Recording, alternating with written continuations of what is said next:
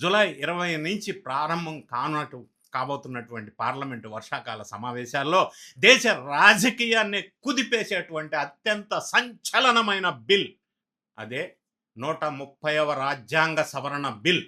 ఏంటా బిల్? కేవలం 30 రోజులు జైల్లో ఉంటే నువ్వు ప్రధానమంత్రి అయినా, ముఖ్యమంత్రి అయినా, క్యాబినెట్ మినిస్టర్ అయినా సరే పదవి ఉండదు. కుర్చీ ఖాళీ చేసి వెళ్ళిపోవాల్సిందే. ఇది సారాంశం.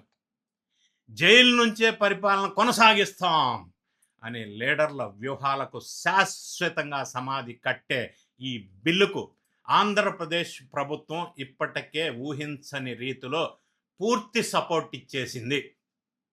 ఇంతకీ జూలై 20న పార్లమెంట్లో ఏం జరగబోతుంది? ఈ బిల్లు వెనక మోడీ సర్కారు వేసిన మాస్టర్ ప్లాన్ ఏంటి? ఏ పార్టీలు దీనికి మద్దతు ఇస్తున్నాయి? ఏపీ రాజకీయాల్లో దీని ఇంపాక్ట్ ఎలా ఉండబోతుంది?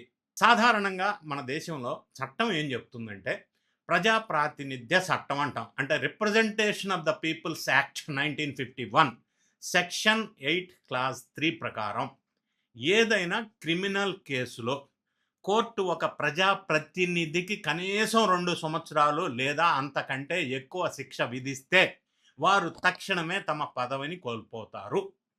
2013 నాటి supreme court landmark judgement Lilly Thomas versus union of India case తర్వాత ఈ చట్టం లేదా ఈ రూలు ఇంకొద్దిగా స్ట్రిక్ట్గా అయింది అని చెప్పవచ్చు. కానీ ఇప్పుడు రాబోతున్న కేంద్ర బిల్ దీనికి పూర్తిగా భిన్నం. ఇక్కడ కోర్టు శిక్ష వేయాల్సిన అవసరం లేదు. దర్యాప్తు సంస్థలు అరెస్టు చేసినా లేదా ఏదైనా కేసులో విచారణ ఖైదీ అంటే అండర్ ట్రయల్ ప్రిజనర్ అంటారు, వరుసగా లేదా విడతల వారీగా 30 రోజులు జైలు శిక్ష అనుభవిస్తే చట్టసభల్లో లేదా స్థానిక సంస్థల్లో వారు సభ్యత్వం రద్దు అవుతుంది. చట్టపరంగా ఇదొక పెను మార్పుగా అభినందించవచ్చు.